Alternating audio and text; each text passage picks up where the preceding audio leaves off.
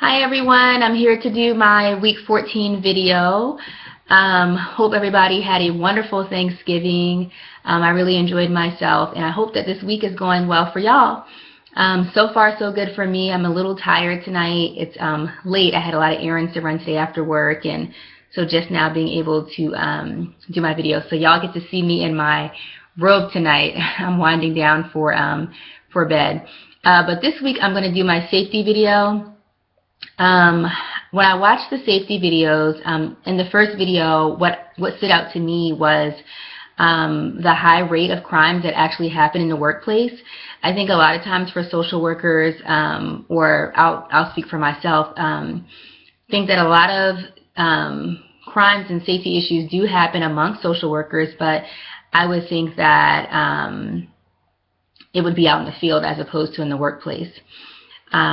So it was very surprising to me to learn that I think the guy said 1 to 2 million crimes happen in the workplace per year, and then he said that there were like 1,000 homicides in the workplace environment. So I thought that was really high.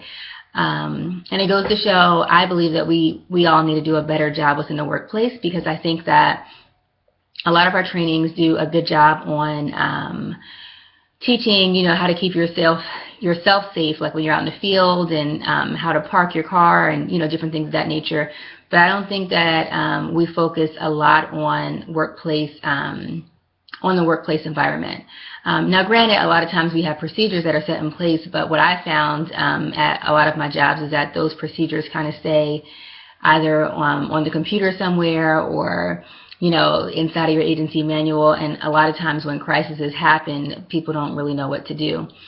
When I look back at my BSW experience, as far as safety issues, there were always a lot, and like I said, I think more so in the field and actually at the agency, but more so in the field. I did my internship for my undergrad with Child Protective Services.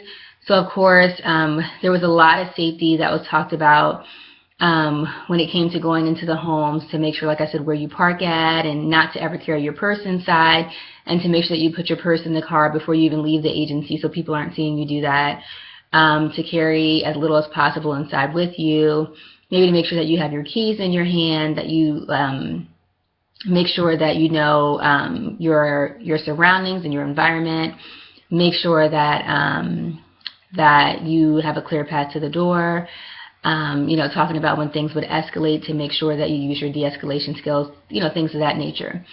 What I didn't hear a whole lot of at my internship, and then also when I became a worker in the Child Protective Services Agency, is within the workplace.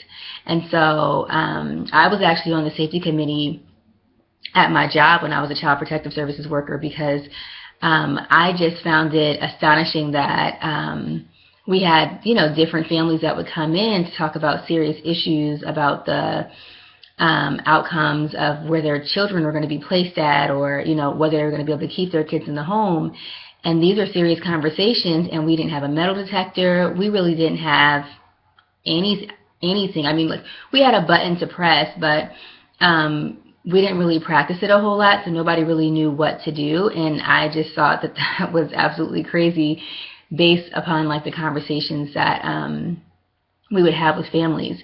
And then furthermore, I thought it was interesting on the second video how he was saying that he talked about a little bit about it briefly, about all the legal costs that can kind of happen after the fact. And that's what I would talk about, like in our safety committee meetings when I was a CPS worker.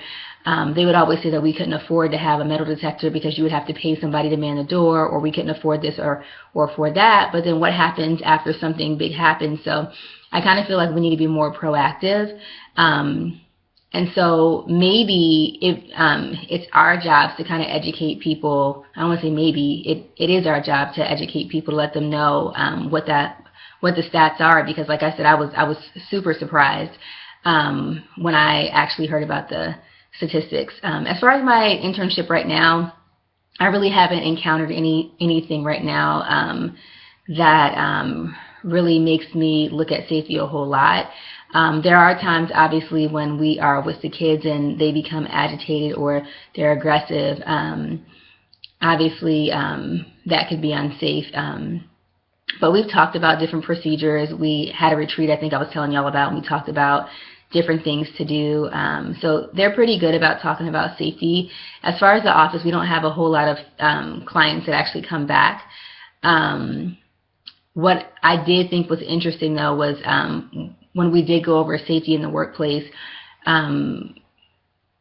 it just kind of seems like a lot of people don't know what to do inside of the office. Like, we have the procedures set in place, but they don't really know what to do. So when we've talked about safety, even at my internship, and, you know, I actually work at the same place where I'm interning at, a lot of emphasis is placed on outside of the agency. So I think we need to do better with kind of focusing more inside of the agency. Now, one thing that we are doing is that we're moving towards trauma-informed care. And so because of that, we are talking about de-escalation and what happens if clients actually do walk into the agency and they're agitated and stuff like that. Like, what should we do? So anyways, that's my thought on it. What do you guys think? Do you guys think that there are more emphasis placed on safety outside of the workplace or in the workplace, or have you not noticed a difference? Interested to hear your feedback. I hope you guys enjoy your week. I'm going to stop talking because I know I'm over my time. Y'all have a good night.